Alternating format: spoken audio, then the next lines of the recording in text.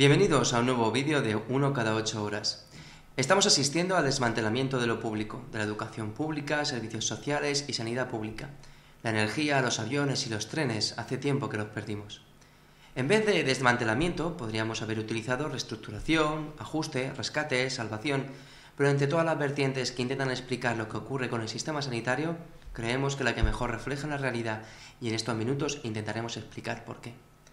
La idea es tener una presentación que sirva como modelo a los estudiantes que quieran explicarle la reforma sanitaria al resto de sus compañeros, pero creemos que puede ser utilizada por otros muchos colectivos, como asociaciones de barrio o cualquier otra.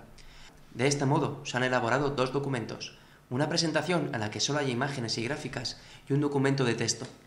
Este documento es una especie de guión de la presentación que sirve para mantener el hilo argumental de la misma, es decir, que no sirve para leerlo literalmente, pues sería muy largo para una ponencia, sino para orientarnos cómo unir unos argumentos con otros.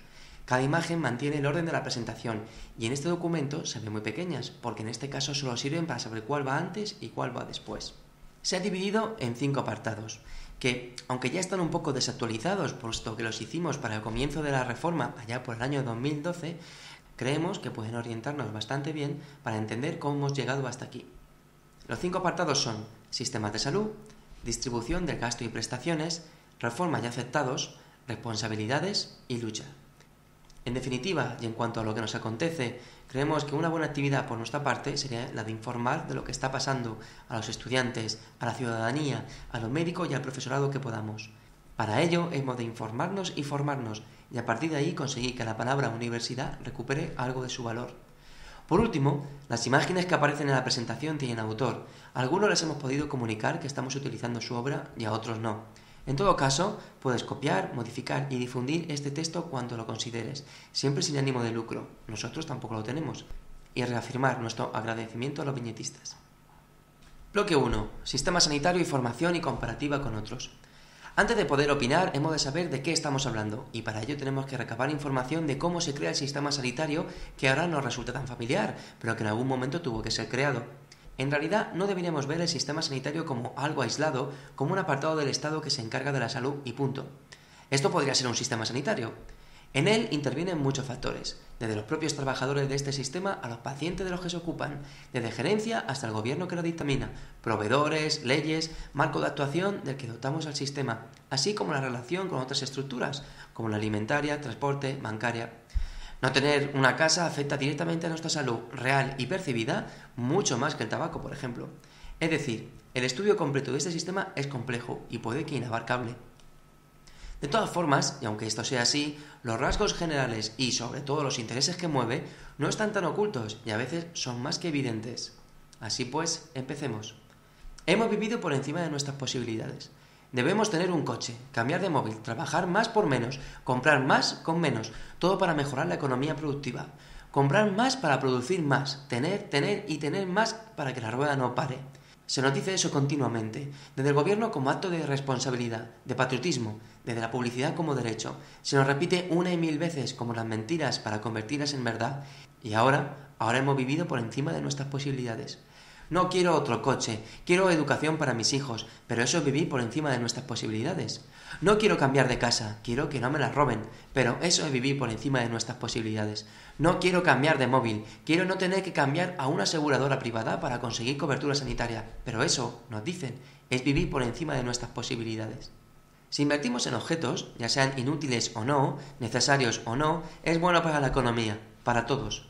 En cambio, si invertimos ese dinero en financiar un sistema educativo o sanitario público, es desperdiciar ese dinero, porque no podemos vivir por encima de nuestras posibilidades. Hay muchas maneras de contestar estas falacias. Desde un punto de vista económico, tener una población sana genera mayor riqueza, mucha más que la necesaria para invertir en la salud de dicha población. Tener una población educada genera mucha más riqueza, mucha más que lo que nos cuesta a los colegios e institutos. Dicho de otro modo, si la sanidad y educación son caras, compruébese lo caro que es no invertir en ellas. Desde un punto de vista global, ecológico o simplemente mirando por la ventana, patente queda que este planeta es 1 y no 10, y que no tiene sentido seguir produciendo como si esto no fuera verdad. No podemos tener 2 coches, un televisor cada vez más grande o cambiar de móvil cada 6 meses porque no cabe, porque no hay recursos para ello y porque, lo más importante, para conseguirlo hemos de arruinar al planeta y a tantas personas que viven en él. Si hemos de invertir, que no sea en destrozarlo, sino en cosas que lo preserven a él y a nosotros.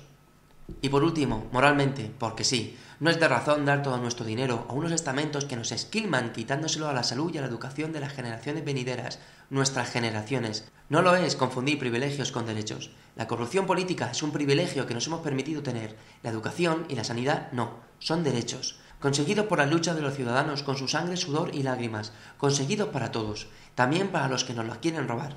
¿Pero cómo han llegado a conseguirlo? ¿Cómo nos han convencido de dar miles de millones a acuerdos de los que solo unos pocos se van a beneficiar y que ahora casi todos nos digamos que pedir educación y sanidad pública es vivir por encima de nuestras posibilidades? Sigamos el proceso. La actualidad del debate público o privado en materia sanitaria radica en el avance progresivo en la liberalización del sector servicios que se está llevando a cabo bajo las recomendaciones de la OMC, Organización Mundial del Comercio. Pero podemos observar sus pilares desde mucho antes de la creación de la institución mercantil.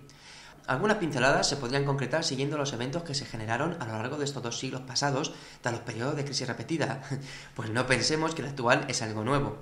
Y una forma de cambiar es mediante un cambio brusco, una crisis, ya sea para bien o para mal, y en todas sus posibles formas. Es sobre el siglo XVI que empieza a fraguarse lo que nosotros entendemos como Estado, como unidad nacional y fronteras establecidas, con su aspiración de engrandecimiento territorial, fundamentado en la competitividad y la idea de que la prosperidad propia exigía reducir la del rival. Esto, unido al auge del sistema capitalista, que explotaba al trabajador llevándolo a la miseria, pero reuniéndolo en grandes fábricas en donde organizaba sus luchas, sumado a que tras la práctica de la liberalización del mercado, con unas consecuencias desastrosas para el trabajador, generalizó la intervención del Estado, que adoptó medidas proteccionistas, como implantación de aranceles, derechos aduaneros, intentó incentivar la producción nacional e impuso la construcción de infraestructuras que los capitales privados eludían por su alto coste y su baja rentabilidad a corto plazo. Se buscaba un beneficio social y no solo económico, puesto que sin lo primero, lo segundo es perecedero. Este proteccionismo social desembocó en los seguros alemanes de 1881, y 2 razones condujeron a ello. La primera, una mano de obra alimentada mejora la producción. Y la segunda, frenar el movimiento obrero y organizaciones revolucionarias que volvían a tener fuerza como contestación al yugo de la clase dominante. De este modo, y tras la introducción de nuevas formas de organización del trabajo, como el Fordismo, el trabajo en cadena, generaron un gran salto de la producción capitalista y acercaron objetivamente al trabajador cualificado y al sin oficio. Trabajador descualificado ahora como resultado de la preparación estandarizada de la mano de obra para las necesidades de la industria. Todos los obreros eran ya iguales y cualquiera podía desempeñar las labores del despedido. La indefensión del trabajador aumentaba y con ello las movilizaciones sociales que pedían mejoras laborales. Es decir, se creó un sistema para que los ricos fueran cada vez más ricos, pero para que los pobres no alcanzaran una miseria tan grande como para alzarse exigiendo derechos o que no tuvieran fuerza para trabajar. Se perseguía la paz social. En cambio, tras 1945 y la destrucción ocasionada, se generalizó un sentimiento de contraposición a los mecanismos que abocaban a la indigencia y marginación de los pueblos que permitían, con la promesa de que esta era la solución, que un fanático les controlase y dirigiera. Se comprendió que sin el hambre y la miseria, Hitler jamás hubiera salido victorioso tras unas elecciones. Surgido en una Inglaterra arrasada por los bombardeos y con un sentido de unidad y camaradería entre sus ciudadanos, un sistema pagado por los impuestos de todos y no solo de los usuarios del sistema. Y de manera progresiva, aportaba más el que más tenía, bajo la moral de yo te ayudo cuando tú lo necesites y tú a mí cuando lo necesite yo, incluso en la posibilidad de que ninguno de nosotros lo necesitase. Y bajo estos principios se fundamentaba nuestro sistema de salud en España, un sistema que podemos comparar con otros. En primer lugar, nuestro gasto per cápita se encuentra en la media de la OCDE, Organización de Países para la Cooperación y el Desarrollo, y varios puntos inferiores si lo comparamos con economías similares a la española, con un gasto del 6,8% público y hasta un 9,5% si le sumamos el gasto privado. Y la tendencia de esas cifras han variado poco desde 2012.